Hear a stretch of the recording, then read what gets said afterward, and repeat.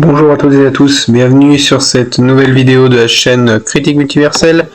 Aujourd'hui donc nouveau concept qui, que vous l'avez vu à la miniature, ici je vais critiquer des films qui sont sortis il y a quelques années. Ça peut être des films de toutes les années, de toutes les époques, en tout cas des films antérieurs à 2025, des films qui peuvent être cultes, des films qui peuvent être peu connus. Le but pour moi c'est de faire avancer ma cinéphagie et de vous faire découvrir des films qui, je l'espère, vous feront envie, que vous découvrirez à votre tour, puis vous pourrez aussi me faire découvrir d'autres films. Là c'est vraiment un but d'échange que je recherche, donc voilà. Allez, trêve de blabla, c'est parti. Et le premier film que j'ai envie de traiter, c'est un film d'horreur franco-canadien, adapté d'une licence de jeux vidéo bien connue. Je parle de Silent Hill. Silent Hill, c'est une série de jeux vidéo d'Hideo Kojima, qui s'étend sur 8 opus, dont un est en préparation, et qui a été adapté en 2006 par le réalisateur français Christophe Gans, que vous connaissez peut-être, qui est derrière le Pacte des loups, qui convoque le scénariste de Pulp Fiction pour faire l'adaptation du jeu Silent Hill, qui est une œuvre qu'il adule par-dessus tout. Le film suit une petite fille dévorée par des cauchemars d'une ville mystérieuse nommée Silent Hill, et pour l'aider, sa mère l'amène là-bas, mais une fois arrivée, elles ont un accident de voiture et la petite va malheureusement disparaître, et sa mère se lance à sa recherche, découvrant un monde terrifiant peuplé de créatures étranges et de menaces mortelles. Silent Hill, pour moi, c'est vraiment bon. Alors, c'est pas le film de la décennie, ça nous sommes tous bien d'accord, mais c'est d'une qualité ultra impressionnante, car si comme 95% des films d'horreur, ce film possède des fois des petites facilités, l'ensemble il se tient très bien. C'est plus un film d'atmosphère qui nous fait petit à petit découvrir cet enfer avec cette musique, avec ces sons. Les créatures sont très bien faites, on va au niveau des maquillages, des designs. Voilà, leur design c'est ultra impressionnant, je pense à Pyramid Head par exemple, tout comme les décors qui sont vraiment beaux dans leur aspect délabré, la BO est même assez bonne, enfin c'est impressionnant quoi, c'est un film français qui a vraiment la gueule d'un vrai long métrage d'horreur américain. Le rythme se tient très bien et les acteurs jouent bien, on est accroché à cette mère et on a envie de la voir réussir, et on croit à sa quête. On voit chez Gans un vrai amour de l'œuvre, que ce soit, comme j'ai dit, dans les décors, les costumes, mais aussi la manière de filmer, de traiter cette ville fantôme, de traiter cet univers, de traiter de la position de l'enfance, de traiter de ce que l'humain a de pire en lui et qui peut s'avérer souvent bien pire que les monstres que l'on combat. Je dois avouer que l'intrigue de Sean Bean est inintéressante, elle ne sert vraiment à rien. Et qu'il soit là ou pas, ça change rien vraiment aux événements qui se déroulent dans le film. Si vous ne l'avez pas vu, c'est de l'horreur française qui vaut vraiment le coup, et j'espère que le Return to Silent Hill de Christophe Gans sortira bientôt, car maintenant je l'attends assez. Ensuite, j'aurais voulu citer un autre film d'horreur français, décidément, à savoir Gueule Noire. Gueule Noire, c'est réalisé par Mathieu Turi, porté par Samuel Le Bihan et Amir El Kassem, qui voit des mineurs de fond du nord de la France, accompagnés par un scientifique qui tombe sur d'anciennes reliques, mais dans cette expédition, ils vont réveiller une ancienne menace qui est emprisonnée pour de bonnes raisons. Et si vous voulez un bon petit film français d'horreur pour passer un bon moment, vous pouvez y aller. Alors il y a des facilités, hormis le perso principal, les autres personnes ne sont pas développées plus que ça, ce qui fait qu'ils sont juste des victimes dont on se fout du sort, ce qui est le défaut de tous ces slashers là. Par contre, il y a un vrai jeu sur les ondes, sur le fait que l'éclairage ne soit que les lampes torches que portent les mineurs. C'est une très très bonne idée, je trouve, qui renforce l'attention, et les décors sont d'ailleurs très bien reconstruits. C'est un peu une sorte, entre guillemets, de Germinal, mais un peu horrifique, sans les luttes sociales, et sans les deux acteurs principaux. La créature est flippante, elle est très bien faite. Ici, le réel, il va un peu plus privilégier la marionnette que les CGI purs, ce qui rend sa créature vraiment tangible. Alors certes, il y a des trucs un petit peu série B, comme des moments gore, des scènes un peu bizarres, mais bon, voilà, on accepte, ça fait partie du délire. Les deux acteurs qui ressortent le plus sont pour moi El Kassem puis Samuel Le Bihan. Voilà, ils sont sympas à suivre. Le premier qui est assez attachant et le second très charismatique. L'intrigue se tient bien, on est pris durant l'heure et demie de film. Donc voilà, c'est pas un grand film, mais c'est marrant à regarder, et puis faut soutenir ce genre de proposition en France. On passe chez les Américains avec un film beaucoup plus culte, pour moi un excellent film, presque un chef-d'œuvre, à savoir le film de Clint Eastwood Sur la route de Madison, avec ce dernier dans le rôle principal, accompagné de Meryl Streep, qui voit une jeune femme au foyer qui, lorsque son mari part avec ses enfants, va faire la rencontre d'un photographe duquel elle tombe amoureuse. C'est ce que je pourrais qualifier, je pense, moi, de vrai chef-d'œuvre. Si la mise en scène reste simple, c'est son scénario et son duo qui portent le film. Bien sûr, la photo se fait ici par le symbolisme des souvenirs, d'un amour perdu. On suit ici une histoire qu'on sait impossible, mais à laquelle on veut tout de même croire. La chimie entre les acteurs, mais elle est juste folle. Enfin, le duo d'acteurs, c'est une romance belle, c'est touchant, puissant. Enfin, vraiment, on ressort du film en larmes. C'est une des plus belles histoires d'amour que j'ai vues sur grand écran, ou même sur un écran tout court. Et puis bah voilà, on a tellement envie que ça réussisse, mais que à la fin, bah, elle fait couler les larmes, et on n'a pas envie que ça se termine comme ça. Voilà, enfin niveau mise en scène, c'est très très beau. Même le prisme de la photographie est assez intéressant. Enfin voilà, c'est un film que je vous conjure d'aller voir, vous n'allez pas le regretter. Sur la route de Madison, c'est un des plus beaux films de Clint Eastwood, si ce n'est son plus beau film. Et bah, c'est à rattraper si vous ne l'avez jamais vu.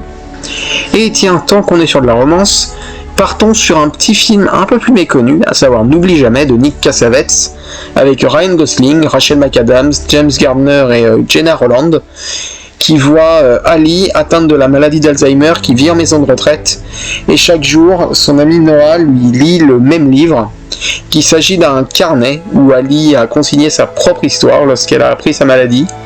Et pour ne pas oublier ce sentiment, elle a écrit, et Noah, inlassablement, va lui relire ses propres mots. Et c'est un film, bon, je vais me répéter encore, mais qui est sublime, qui raconte par le plus simple appareil une histoire d'amour qui semble un petit peu comme le précédent, un peu impossible, mais qu'on veut voir réussir. On a de beaux messages, les acteurs sont divins, les deux duos sont ultra touchants, offrant des scènes déchirantes, dont une de réminiscence qui m'a vraiment touché au cœur, qui m'a vraiment fait presque verser les larmes. Alors oui, c'est un scénario qui est beaucoup vu, mais c'est hyper efficace, hyper prenant, qui attire vraiment par sa beauté, ayant beaucoup de messages, notamment sur la folie, sur les classes sociales, l'amour, la vieillesse, la maladie, et puis j'en passe. Puis il y a cette idée de la maison qui est assez intéressante, il y a le fait d'être heureux aussi. En somme, bah voilà, c'est encore un beau film à voir. Si vous ne l'avez pas vu, et qui est triste, qui est drôle, mais qui ne vous laissera sûrement pas sans réaction. On a ensuite un petit feel-good movie que vous connaissez sûrement pas, enfin je sais pas, qui est Burt Munro de Roger Donaldson, porté par Anthony Hopkins. Pour moi, je pense que c'est un film vraiment méconnu de l'acteur, mais c'est un film que je trouve magnifique. C'est un petit, comme je le disais, un petit feel-good movie qui vous fera rire et sourire durant tout le long, sans prise de tête. Anthony Hopkins, ici, il incarne un perso génial, qui est inventif. En fait, c'est un vieil homme qui travaille sur son Indian jour et nuit, et qui a un seul rêve, c'est de participer à une grande course de moto aux États-Unis. Il va donc partir là-bas, et pour participer à cette grande course, et sur son chemin, il va croiser énormément de personnages en couleur qui vont un peu marquer son voyage. Voilà, c'est vraiment l'intrigue un peu entre guillemets cliché, d'un gars qui sort vraiment de sa campagne, qui découvre la vie citadine, avec des persos mais totalement hauts en couleur, mais qui sont géniaux à suivre. Alors certes, il y a des facilités, je l'entends, mais voilà, c'est un film drôle, c'est un film touchant, c'est un film où t'as la banane tout le long, quoi. C'est un film qui te fait passer un bon moment, que t'adores, et que franchement que je revois avec extrêmement beaucoup de plaisir. Hopkins, il est excellent, vraiment, j'ai pas l'habitude de le voir dans ce genre de rôle, j'avoue qu'il assure, qu'il a vraiment la patate. Donc voilà, Burt Munro, je sais que je suis court, mais bon, faut pas que la vidéo dure 20 ans non plus. Donc Burt Munro, c'est à voir si c'est pas visionné. Ensuite, d'un tout autre genre, je voudrais citer le film Trainspotting de Danny Boyle, avec Ewan McGregor et Johnny Lee Miller. Ici, on est à Édimbourg dans les années 90, où Mark Renton et ses amis Spud et Sick Boy se droguent à l'héroïne. Et quoique fort sensible au plaisir qu'il éprouve ainsi, Mark y décide de raccrocher avant qu'il ne soit trop tard. Et il y parvient non sans mal, se consacrant alors à séduire une lycéenne totalement délurée. Et il va reprendre malheureusement ses vieilles habitudes lorsque son ancienne amie va repartir dans sa vie. Trainspotting, c'est un gros film anti-drogue, dynamique et très bien rythmé, avec un très bon Ewan McGregor qui donne une bonne performance aux côtés d'un Johnny Lee Miller qui est assez bon. Johnny Lee Miller, si vous n'avez pas la ref, c'est le Sherlock Holmes de la série Elementary. C'est rythmé, il y a des scènes marquantes et assez malaisantes par moments. C'est un film à la fois drôle et touchant sur une jeunesse désabusée qui va enchaîner les pires conneries, parfois d'une gravité extrême qui va se laisser corrompre par les drogues et autres substances. La question, est-ce qu'ils vont replonger ? C'est celle qui nous taraude durant tout le film. C'est un film qui est mené à 100 à l'heure. Il y a plein d'idées de mise en scène. Il y a des scènes qui m'ont un peu choqué, notamment une scène avec un nourrisson, je n'en dirai vraiment pas plus. La mise en scène de Boyle, comme je le disais, offre un rythme qui est vraiment ultra soutenu, qui ne vous laissera de répit à aucun moment, qui offre des fois des moments un peu... un petit peu olé olé et un peu choquant, mais qui est quand même agrémenté d'un bon twist final. Le personnage principal, il est sympa, il est assez attachant, même si des fois un peu crétin, je trouve. Un film culte, donc, que vous pouvez regarder si ça vous dit. On passe ensuite au film Tueur-né d'Oliver Stone, sur un script de Tarantino, que celui-ci renie avec Woody Harrelson, Juliette Lewis et Robert Downey Jr., qui suit le parcours d'un couple de tueurs en série dont les exploits vont être suivis à la télévision. Tueur-né, c'est un très bon film, qui est à la limite de l'expérimental, avec des airs de Bonnie and Clyde, mais qui ici va être une vraie critique de son époque des codes sociétaux, avec d'excellents acteurs, notamment Woody Harrelson et Juliette Lewis, qui ont une très bonne alchimie à l'écran. Woody Harrelson, qui est vraiment iconique dans un de ses meilleurs rôles, qui représente un peu ces gens hors des codes, qui suivent leurs propres commandements, mais qui voient qu'on ne peut se séparer d'une certaine, entre guillemets, morale, comme le représente d'ailleurs la scène de l'Indien. Et ces codes, cette société, est représentée de deux manières. Une qui est régie par des règles très strictes, très carrées, symbolisées par Tom Sizemore et Tommy Lee Jones, même si Sizemore s'en affranchit à grands pas. Et une qui est vraiment centrée sur le sensationnel, qui est vraiment centrée sur cette presse, sur cette télévision qui veut juste capter les trucs les plus sensationnels pour faire de l'audimat. C'est capté au travers du personnage de Robert Downey Jr., qui est un vrai salopard, n'ayons pas peur des termes. On a une mise en scène qui est quasi expérimentale, qui s'autorise tous les tropes, du noir et blanc à des séquences aux couleurs totalement fucked up, qui donnent presque l'impression d'un vrai trip sous LSD. Donc Tueur-né d'Oliver Stone, ça change vraiment, je trouve, de sa filmographie. Ça change, par exemple, si vous avez vu JFK d'Oliver Stone, ne vous attendez pas à un film comme ça, c'est pas du tout la même chose, ça n'a pas vocation à être la même chose. Donc voilà, Tueur-né, c'est un très bon film, un film qui est devenu culte avec le temps, et que je vais vous laisser découvrir. Et enfin, pour terminer cette sélection, je voudrais toucher un petit mot sur un film que j'ai vu assez récemment, qui est Barton Fink, des frères Coen, portés par John Turturro et John Goodman. Alors j'avoue être totalement étranger à l'univers de ces deux réals, n'ayant à mon actif seulement No Country for Old Men, thriller que d'ailleurs je vous encourage à voir. Mais ici Barton Fink, c'est une histoire aux antipodes. On y suit un jeune scénariste qui est missionné par ses producteurs d'écrire un film de catch. Ici, les frères Coen livrent à travers ce film leur vision du monde hollywoodien, dépeignant le quotidien miteux d'un scénariste et créant un métrage totalement what the fuck qui a, je pense, besoin de 2-3 visionnages pour que toute la réflexion qui est faite soit comprise. En effet, ici, le célèbre duo offre leur vision d'Hollywood à travers les conditions de vie miteuses d'un scénariste qui galère avec une histoire qui ne lui parle pas beaucoup.